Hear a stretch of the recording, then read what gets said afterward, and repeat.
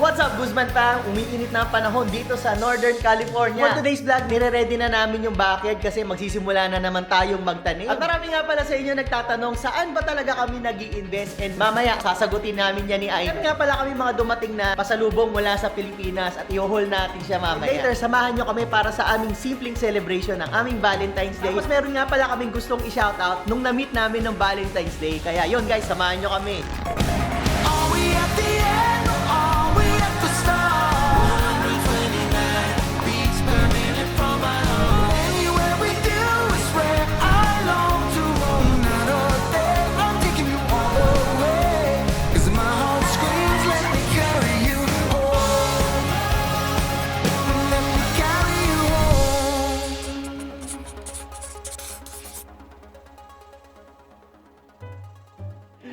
What's up?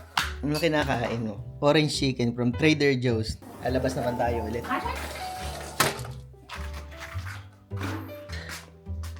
Kailangan ko na kasi mag-prune. Kita nyo tong grapes namin. Last year meron siya mga mangilan-ngilan na clusters. Ayan. May grape siya. Kaya lang hindi siya ganun karami. Kaya ipoprune natin na maaga. Last year kasi naprune ko na siya late na. Lumalabas na yung mga buds niya. Yung nagdadahon-dahon na siya. Feeling ko kaya hindi siya masyado nagbunga. Kasi nga late ko na siya naprune. Mga April na. Agahan natin ngayon. January pa lang. Ito nga pala yung cabbage ni Asho. Ang dami na ring dahon. No? And then ito yung ating mga citrus. Ibang mga bunga tatanggalin ko na para yung energy niya mag-concentrate sa pamumulaklak tsaka new growth ng mga dahon. Ito nga palang apple natin. Kalimutan ko na. Tatanim na rin natin siya sa paso. Putulan ko na rin tong namin sili. Ang daming sili guys. Oh. Natuyo na siya. Hindi namin nagagamit. And guys, first time ko lang magtatanim nito. Ito yung tinatawag nilang bare root. Ibig sabihin, yung pag dormant siya, yung ugat lang siya binebenta. May mulch lang siya. Tatanggalin ko yung mulch. Wala. Gara naman ito. Itong itsura niya, parang pangit ng roots.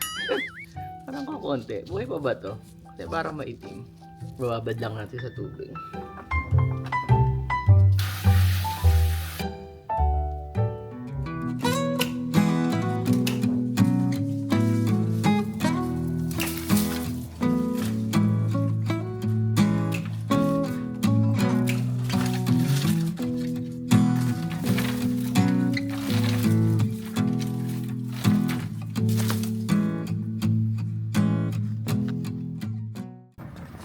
Napakainit na umaga. Yung mga puno nagkakaroon na ng mga dahon. 66 degrees. Malapit-lapit na tayo magtanim. Marami nagtatanong saan ba daw namin ini-invest yung pera namin. Ano bang investment meron kami? Oo nga naman, mag-invest. Di mo mga sinasabi kung saan ka nag-i-invest. Ayun, sasagutin namin. Saan ba kami nag-i-invest? Okay guys, sabihin namin sa inyo ha. Sekreto natin to yung pagsasabi. Oink. Atin-atin lang ito. Ayun, saan ba talaga kami nag-i-invest? Yun, wala nang paligoy-ligoy pa. Hindi guys, seryoso. Actually, hindi naman talaga siya sekreto. Marami na rin gumagawa nito.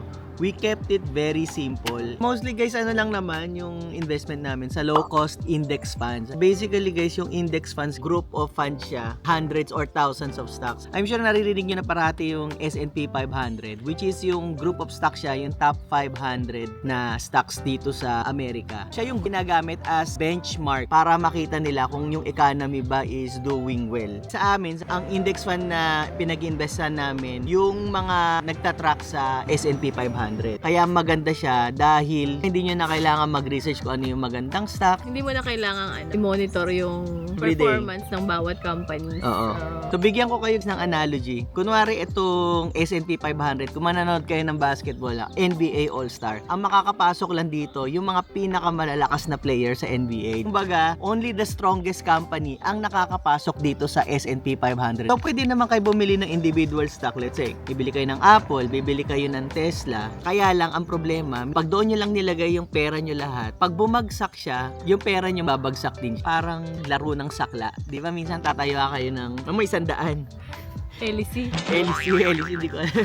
Basta minsan, di ba? Haring bastos. Kapag doon mo lang siya purely nilagay, mas malaki yung tatama mo. Pero pag nilagay mo siya doon sa divided siya sa 4, madidivide yung panalo mo kung isa doon ang tumama. Para mo sa Parang apat. tinodo mo sa isang card. So, Oo. malaki rin ang return. Oo. Instead na manghula ka kung anong company yung magbo-boom later, kaya mo na lahat. Oo. Why not na mag-own ka ng portion of each company? Kaya nga sinasabi guys, mas risky kapag individual stocks versus kapag yung group of stocks ang tatayaan mo. Kaya magbasa-basa kayo kung paano nag-work yung index fund. Majority ng ini-investan namin, kung meron kaming sobrang pera, may disposable income, sa Roth IRA namin, 401k, pati sa brokerage account, majority nasa index fund.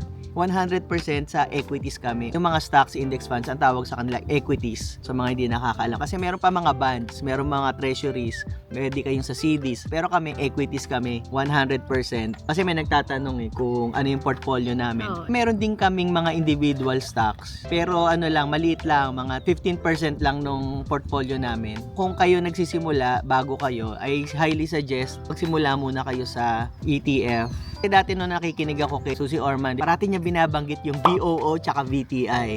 Wala naman kaming kaalam-alam tungkol sa mga stocks, sa ETF. Yung meron na kaming pang-contribute sa retirement namin, doon ko na lang siya nilalagay kasi ayoko na mag-research, especially kung bago kayo dito. Ang hirap. Saan ko ba to ilalagay? Paano ba magsimula? Naintindihan namin yung ganun sitwasyon kasi napagdaanan din namin yun. Siya yun sa Vanguard. Ako, Fidelity. Pero Ayun. meron din yung katumbas na ganun sa Fidelity. So, instead na VU, meron naman akong FXAIX. Oo. Kapag sa trabaho kasi, meron silang set na index fund. Kapag Fidelity kayo, meron silang version nila ng S&P 500. Pag Vanguard kayo, meron silang S&P 500 na equivalent. Yun ang ibig Na sabihin. ETF. Na ETF. So, yun. So, yun. Ibon. Kamataihan ako na So, kasi usually kapag retirement account, usually naman ETF lang, walang individual stock. Do meron mga target retirement fund din, which is para din siyang ETF ba considered yan? Yung mga Pero walang mga yung single stock. walang single Wala stock. siyang single Oo. stock, yeah. Mas nag-lean kami sa ETF na nagtatrack ng S&P 500. May tinatawag silang expense ratio. Titingnan nyo rin yung percentage. Usually, ang maganda yung less than 0.05%. Yung mababa na yun. Kina-calculate yung expense ratio based doon sa amount ng investment nyo. Let's say 0.1, mukha lang siya mababa, pero in the long run, after 20-30 years, malaking halaga din yun. Baka hundreds of thousands of dollars din yun. Kasi parang nagko-compound din yun eh. Kami noon, marami rin kaming hindi rin namin maintindihan Oo. kahit ni-research na namin. Pero may mga parang pinalo lang namin blindly yung iba. Pero yung gayahin yun. Makinig kayo kila Warren Buffett, Dave Ramsey. Usually ETF, mutual funds. Yung mutual funds parang ETF din siya. Oo. Nung nagsisimula kami, it took us a while din bago kami nag-start na mag-invest. Lalo na ako, medyo paranoid ako pagdating sa mga ganyan. Isipin mo, may pera ka sa bangko, tapos mag-open ka ng brokerage. Makikita mo yung pera mo sa bangko, meron kang savings sa ganito, and then suddenly ililipat mo. Uso pa naman noon yung mga scam-scam. Kung kayo bago, yun yung masasuggest namin, mag-ETFs. Kasi sayang din yung panahon, katulad namin. Ilang taon din bago namin na pagdesisyon na ilagay sa market yung pera namin kasi nga natatakot kami. Pero natatalo kayo sa inflation eh. Kasi ang inflation, ilan na ba? 2-3%. Kapag nasa bangko lang, bumababa yung value ng pera nyo. Or pwede rin na mailagay nyo sa high yield savings account katulad ng SoFi. Kung gusto nyo mag-open ng SoFi. Sabi ko, ayan. naisigit mo na yung SoFi. Sa SoFi ngayon 3.3% versus sa bangko. Pero at least break even man kayo sa inflation. Kaysa naman nasa traditional bank lang kami 0.01. Halos walang value. Ang SoFi, pang yun yung mga emergency funds, sinking funds. Hindi kami nag-trade sa market ng labas-pasok na parang day trader. Sa amin, long term from 10, 15, 20 years na ilalagay mo siya sa market na hindi mo siya masyadong gagalawin. I-avoid nyo yung mga pagbibili ng mga hype tsaka trending na stocks. Naalala nyo ba yung GameStop yung nangyari yun, di ba? So, biglang tumaas, ang daming bumibili. Marami akong katrabaho na bumili noon eh. Nag-hype din yung mga crypto na Dogecoin. Actually, bumili din ako na Sabi Pero wala, oo. Pero usually guys, kapag yung mga hype na mga stocks na ganyan, kapag nagiging matunog na siya, pag nasa social media, ibig sabihin nun, too late na kayong pumasok. Hindi rin maganda yung dahil lang narinig mo, hindi ka naman nag-research, ipapasukin mo. Ang usually lang nananalo lang doon yung mga una nakakapasok. Parang nafo-FOMO kayo, yung fear of missing out na sasabihin nila, pumasok pa kayo, pwede pa kayong kumita. Ang mindset kailangan long term. Yung risk nyo, hindi ganong kataas. Huwag kayong masyado magpapasilaw sa iba. Di ba may time na nagka-pandemic, yun nga bumababa yung market. Oo. Hindi ko na lang tinitignan nun. So, ang ibig sabihin ni Aimee guys, expect ups and downs sa stock market. Hindi siya parating puro pataas. Merong times na katulad nga nun, sabi niya, yung pandemic, Tapos yung tariff. Actually, ngayon lang, war. war, medyo bumabagsak din. Bumabagsak. Housing crisis nung 2008, di ba, bumagsak din yung ang tagal bago tumaas. Pero kung iso-zoom out nyo yung chart, pataas pa rin siya. Actually, last year lang, puro record high yung S&P 500 multiple times. How many years na siyang mataas yung annual return niya? Nasa 20% nung 2023 tsaka 2024. Last year yata 16%.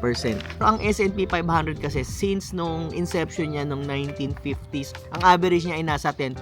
Kung bumabagsak siya, bibili lang din kayo. May tinatawag silang dollar cost averaging na no matter what, tumaas or bumaba, bibili kayo consistently ng stocks. Kung huwag kayo matatakot, lahat takot, lahat nagbebenta. Yun yung malaking pagkakamali ng mga investor. Nakikita nila bumabagsak. Yung risk tolerance nila doon yung pumapasok eh. Parang, ay, natalo na ako ng 5,000, 10,000, 20,000. Hindi ko na kaya, baka bumagsak pa.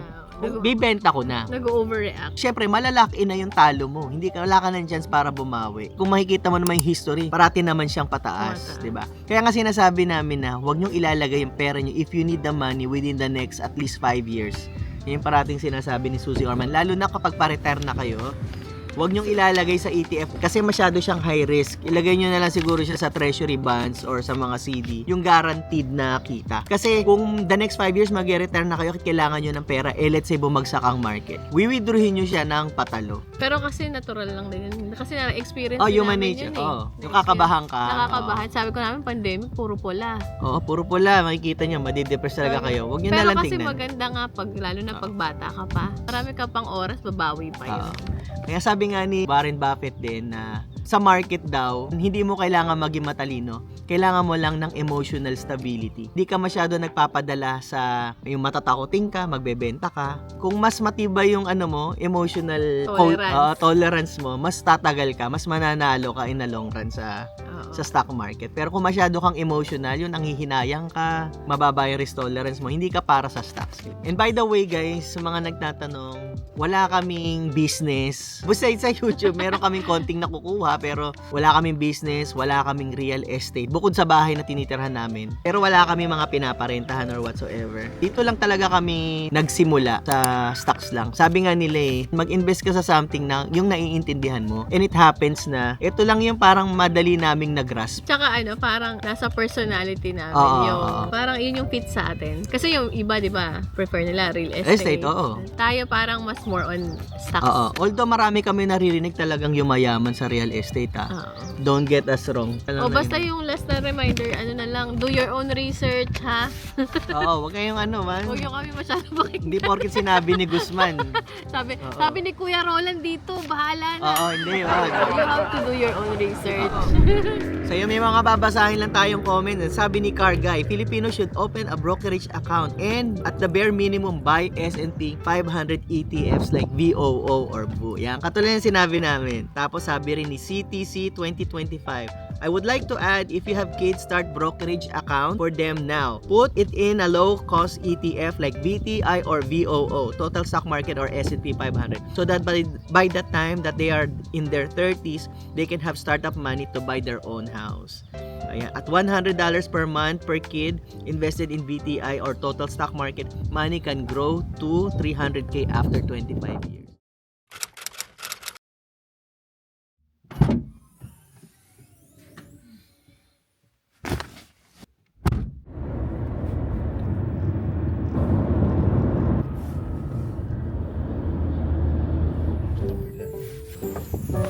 Lalaba. Ito siguro sabay na to, yung Korea. First time namin dito sa Norcal mag laundromat. Last time na nagano kami sa LA. Buti na lang, marami tayong barya. May ano naman dito, money changer. Ganyan yung gusto ni Aimee, yung lumalangoy. Yung mga comporter yung malalaki. Ayaw kasi ni Aimee nung sa washing machine namin sa bahay, naliliitan siya. Parang kapag naglalaba, feeling niya hindi nalalabhan. Gusto ni Aimee yung ganito yung lumalangoy sa sa tubig. Parang umiikot yung tela. Parang di umiikot. So, parang feeling niya yung dumi nandun din. Last time nakapaganta kami sa LA, nangungupahan pa kami doon. Ilang minuto pa? 12 minutes. Ang bilis lang. Oh. Hindi. Ito pala tayo. 23 minutes pa. Tagal din. Mga 30 minutes isang session. Ang mahal na pala ng laban. Dati ano lang, 150 ba? Gano'n. Di naman. Gulat din ako. Kung naman naman ito, $10 isang laba. Pero kasi malaki tong machine na pinili namin. Wala nang available. Isa sa medyo maliit. Pero yan mukha naman siyang nalalaban talaga siya. Ayan yung gusto ni Aimee. May dala na kami sabon. Itong sabon namin sa bahay. Pero pag wala kayong dalang sabon, meron naman ditong vending machine ng sabon. Ayan. Pili kayo. May money changer din sila dito. Kailangan kasi quarter. Let's say nangungupahan kayo tapos wala kayong labahan, dito kayo sa labas. Medyo time consuming kasi syempre babantayan mo yung mga labahin mo. Hindi mo alam baka mamaya may kumuha ng Ang labahin ko. ng mga Victoria's Secret na panty ng misis nyo. Kung nabago kayo dito sa Amerika, tapos mag-apartment kayo, consider nyo yung may laundry na kasama sa unit. Siyempre, medyo mas mahal siya. Tsaka minsan, hindi lahat ng unit meron eh. Nakakasave din kayo ng oras kapag may sarili na kayong labahan. Kaya tulad yan, 30 minutes kami nakatitig dito. Babadami.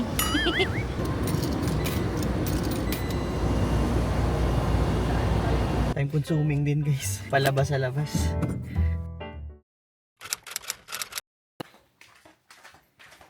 May kumakatok. Uy! Uy! Musta? Ano ba? Bada mo pa, hindi na tayo nagkita. Dami Napasalubong, galing sa Philippines. Saan galing to, Lemon? Yung kaibigan namin Pilipinan. Oh, sige, thank you. Sige. Ano na yun Pumayat Yung damit si Pogi, yung mga damit ng bata sila. Sige, salamat. Thank you. Shout out kay Miss Maika sa mga pasalubong. Ay, Hi. from Uncle Christian from the Philippines. Ganda ng bag. Oh yeah, of course. Ang cute. Oo nga.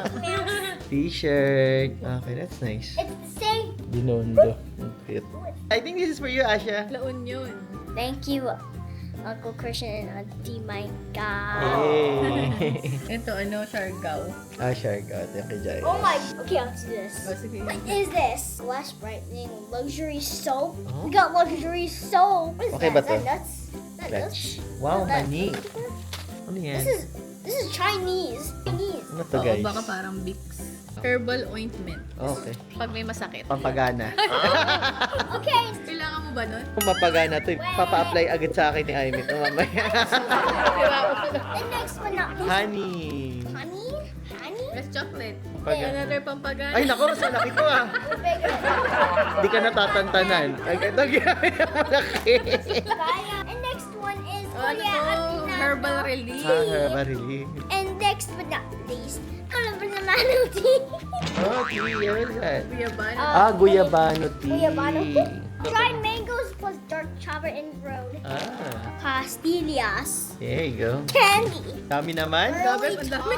Ako isang balikbayan laman ito. Wait, this is actually kind of good. This looks good. Okay. French Onion crunch. Onion crunch. There Boy you go. bawang. Okay, next. Corner. Flat tops. I have no idea what this is. Shall we? Baka sa lumpas. Oo nga. No? What Parang ganun. even is this? Saan yung sasalpak? Tatapal natin sa ano mo yan. Sa balikat. Sa balikat. Is that Sa medicine? balikat. O, meron ulit. Is that medicine? So, yung Okay ba to? sili-sili, I think. Yeah. No, yung pinabili natin. Ayun! Bad. Oh, meron pa dito sa loob.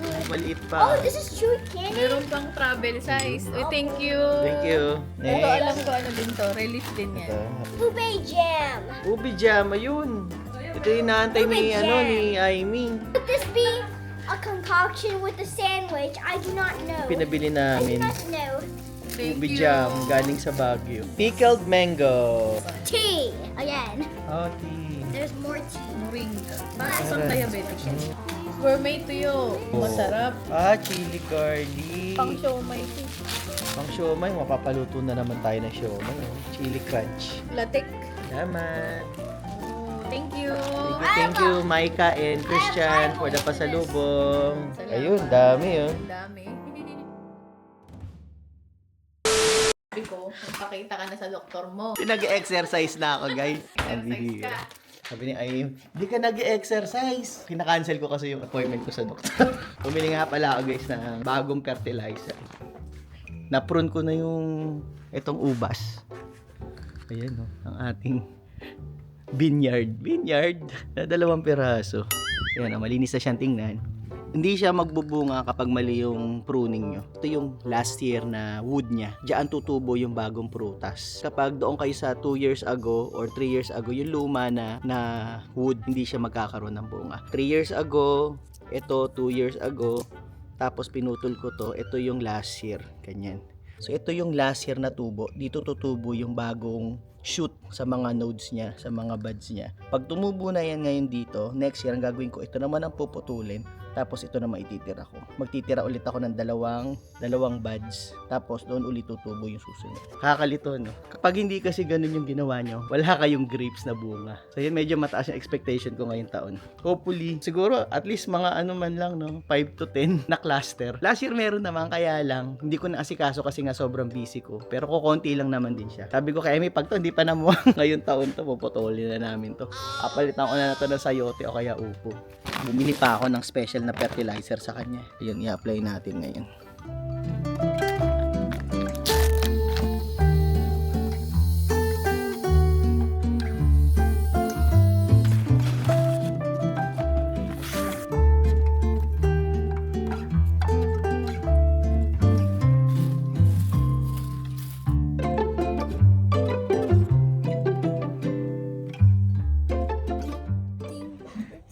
Malaki-laki na yung cabbage ni Asha. This is too much. That's okay. On the other side. Soon, we're gonna harvest cabbage. And then we're gonna sell it. You're not gonna sell it. You're gonna eat it. That's your plan. Money. We need money. No, we don't need money. Alright, that's it. Araw ng Sabado. 3 days off. Tala kami ng park, maglalakad-lakad kami. Morning. Morning. Ayan, ito yung pinagkakaabalahan namin. Ito yung day off ko. We make sure na parati kami nakakalakad. Lalo na kapag yung lumalabas yung araw. Part ng ating healthy lifestyle.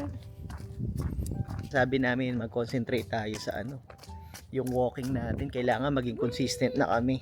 10,000 steps daw eh. Tapos minsan kapag di namin naubos, nagte-treadmill kami sa bahay. I know. Si Jairus nandun sa park kasama ka mga kaibigan niya. Naglalaro sila ng pickleball. Tapos mamaya kakain kami sa labas kasi Valentine's ngayon. Okay din yung may aso ka rin. Mapupuwersa ka rin magkain.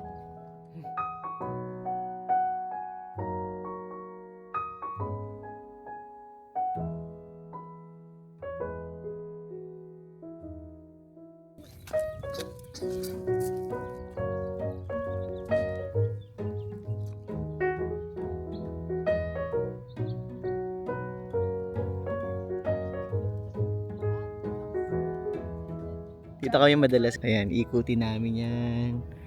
Yan. Mga 2 miles, no? Makain muna siya. Tapos, mamaya nandun na yan sa swing. Ayun, no?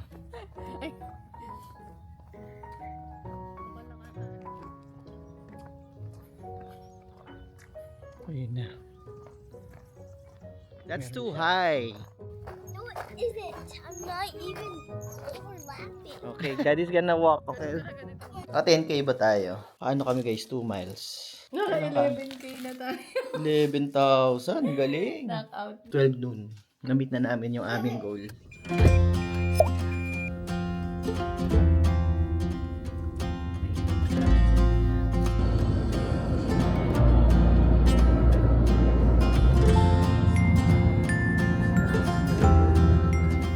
Happy Valentine's!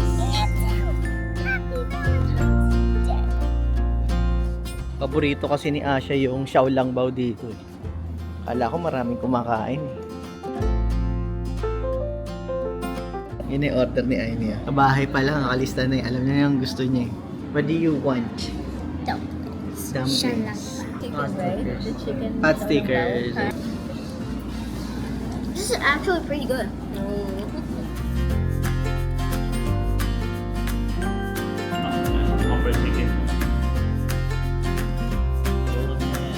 Thank you. Handmade noodle.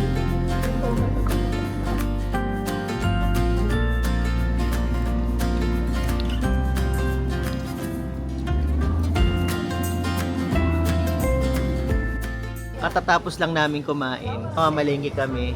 Bumati sa amin, shoutout nga pala kay Ma'am Rosel tsaka kay Sir Oman. Ayun. Oman, say shoutout. Kuya Oman. Kuya Oman. Tsaka yung baby nila, hindi ko natanong kung ano yung pangalan ng baby. Andun sila sa sakyan, tinawag nila kami kasi pupunta kami sa parking. Kukunan ko sana ng video, kaya lang na medyo nahiya ako.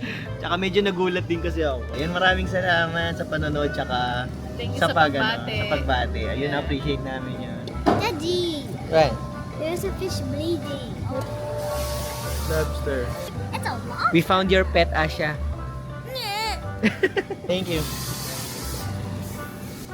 Pampano, $20 yung tatlong piraso. $4.99 na pa. Dito kami sa Costco sa Brentwood. Kasi nagpatingin si Asha, may sakit siya. So gusto ng mga bata, tong Nusa. Ito ko binimari. Ano? Kuha na tayo ng dalawa nito. Baka page siya. Ano ba to? Phage o Page? Walang ganito sa amin sa Tracy. It's either Livermore o dito sa Brentwood. Mas masarap to, Greek yogurt na to, kesa dito sa Greek yogurt na Kirkland. Pero mas mahal lang to ng konti. Pero mas masarap siya. Kuha kami dalawa kasi medyo malayo tong Costco na to. Ito hindi pa namin natitikman to. Ube. Ayun o, sale o. $11. Kaso mag-spike ang blood sugar ko dito eh. Sale ang paper towel. Discount niya almost 20%. Ayan. Ay, shoutout ko lang uli si Sir Oman tsaka si Ma'am Rosel. Yung nakita nga namin doon sa may outlet sa Livermore. That same day, nung nakita namin sila Sir Oman, meron pang isang nakakita sa amin, si Sir Francis Estabillo. Nag-comment nga siya nun, sabi niya, hello, ako yung nasa sasakyan kanina sa Livermore outlet. Ana, nagkamusta sa inyo? Nice to see you all in person. Lagi kong sinusubaybayan vlogs nyo. Sa Mountain House po ako nag-work. Ayan. Tama na. Dito pala siya nag-work. Actually, akala ko sila yung same person na nakita natin. Kasi nasa kotse din siya, yung pala iba. I think ano yun, Valentine's. Valentine. Oh, Valentine siya kumain Yeah, tayo. Valentine's. Shout out din kay Cade. New sub po pero naubos na namin ng hobby ko. Lahat ng vids niyo po. Nai-inspire po kami how you prepare for your future ni Ma'am Aimee and how you parent your kids. Looking forward po sa future vlog about investing. God willing po makamove kami sa US from Canada. God bless po Guzman family. So, shout out kay. Cade. Thank you for watching. Parati siya nagko-comment sa amin. Oo, thank you. Pasensya na, medyo natagalan. Matagal na kasi tong comment niya.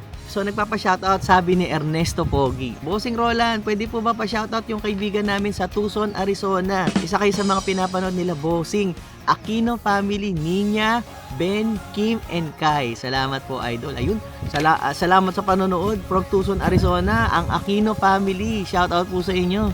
And thank you for watching. Ayan. Dito na natin puputulin yung vlog natin. Medyo mahaba-haba na naman to. At maraming salamat po uli sa laging panonood. Sana po nasagot namin yung tanong nyo. At kung meron po kayo napulot, natutunan sa vlog na to, please don't forget to hit the like button. And magkita-kita po tayo sa susunod na vlog. Bye!